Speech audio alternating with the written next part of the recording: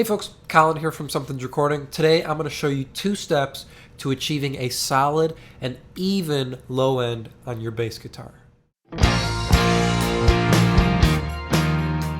Step number 1 we have talked about previously, which is to isolate the low end on your bass guitar. So what I mean by this is we have a bass DI and a bass amp. On our bass amp we are using just the low end. So we've got our low pass filter, our high cut, all the way down to 180 hertz. We're using a 24 dB per octave slope.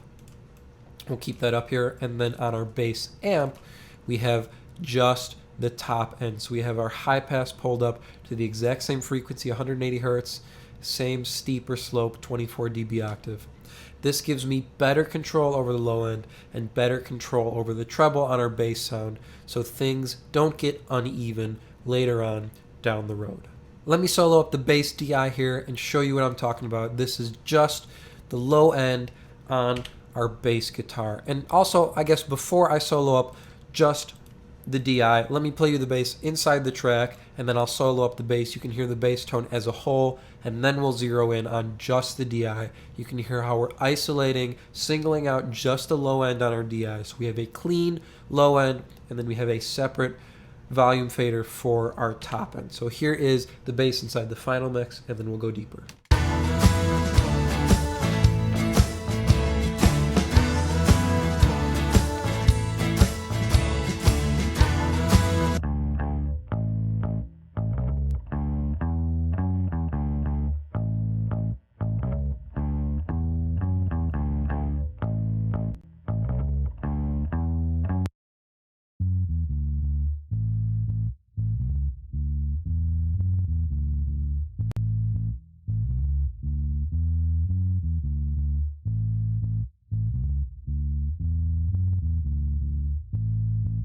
You can hear there the low end is very consistent, very even, and that gives us a solid bass guitar tone to build the rest of the mix around. So our bass isn't changing, it's not going up and going down the whole mix. That leads to an uneven and a very loose sounding mix. We want something solid, we want something foundational that we can build the rest of the mix on top of.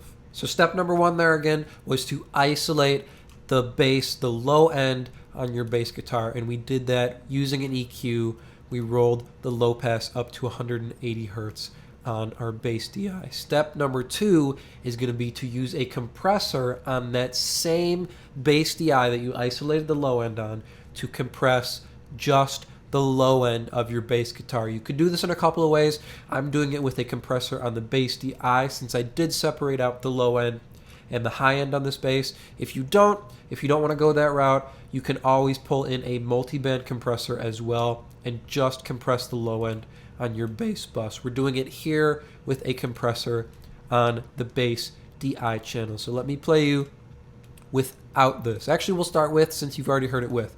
I'm going to start with this compressor in, and then I'm going to take it off, and I want you to listen how the evenness and the consistency of our low end on this bass dissipates. It gets a little bit more loose, things go up and down, certain notes have a burst of low end, and certain notes sit back a little bit more.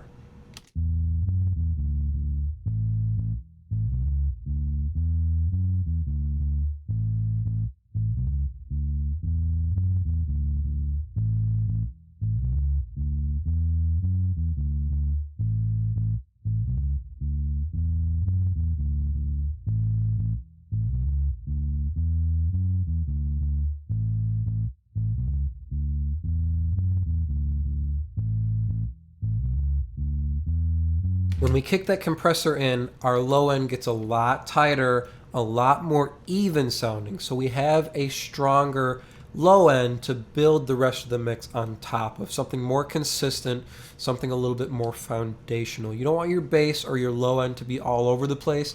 It can lead to a messy mix very quickly. You'll have ringing frequencies, low end frequencies jumping out. You don't want that. You want it to be even. You want it to be consistent in your mix. So let's break down this compressor here. We have a fast attack fast release, I'm sorry, we have them both set to 5 milliseconds. That's so our compressor is working very quickly to even out this low end. We're working very quickly to attack these notes, and we're very quickly letting go so nothing gets held down. We attack the note and we let go to keep it at an even tone all the way through. Now I have the ratio set all the way up at 20:1, so this is working like a limiter. We're essentially limiting the low end on our bass to get it brick walled, to get it even, so we can add in that treble on top of it and have a solid bass tone. We're not adding any makeup gain, even though we are compressing probably about 6 dB. We'll see here in a minute. I'm not adding any gain back because I can always pull down the bass amp, the treble sound, to even it out. And I'm going to be adding the low end back here on the bass bus when we get there, when the signal gets there.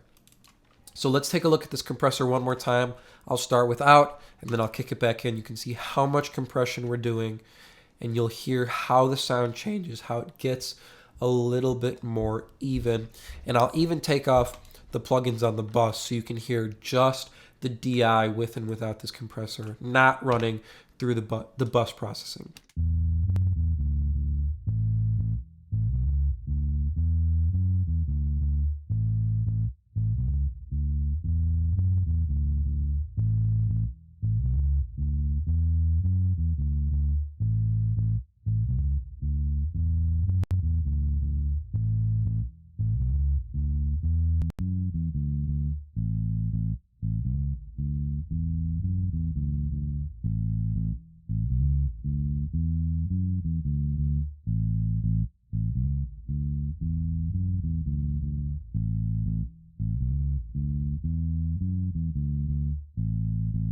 You'll notice without this compressor in, again, we're doing about 5.5 to 6 dB compression. So we're squashing the bass just a little bit here, or just the low end, not the whole bass, just the DI.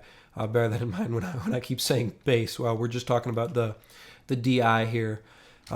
When this compressor isn't in, things are a little bit more loose. Some notes ring a little bit louder. Some notes jump out a little bit more on the DI on our low end. And we don't want that. We want our low end to be consistent. We want it to be even so it holds up the rest of the mix all the way through. We want a consistent low end through our song. Otherwise, it won't be as powerful. You'll have some notes jumping out, and then sometimes you'll be struggling to hear the low end on your bass.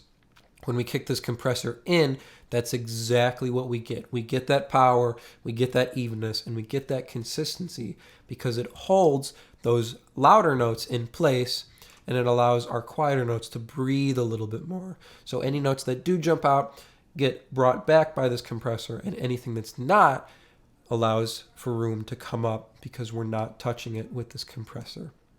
And then when we feed it into our bass bus, we can boost up that low end, compress the bass as a whole, and we can take out any ringing frequencies without them being uneven or jumping up and down and struggling to hear. One more time, let me play you the bass as a whole now, and I'll take this in and out. You can hear how our low end fluctuates against the whole bass, and then I'll put it inside the mix as well.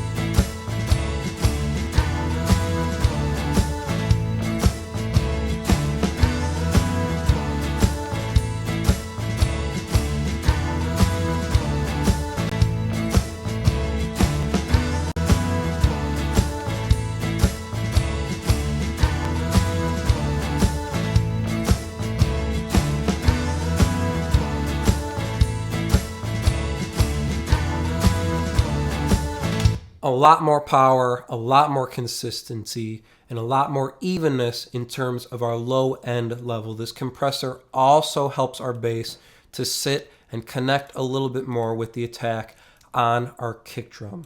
2 tips. isolate your low end on your bass, and then compress the low end on your bass to get it more even, and then bring it up to get it more powerful. I hope that was helpful for you all. Before you go, I do want to give you a little treat. This is my 7-step mixing checklist. Oops, I only put up 6 fingers. 7-step mixing checklist. You can download it using the link in the description.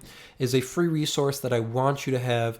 It will guide you through your mixing process step by step to get you professional radio mixes without the hassle and without the guesswork.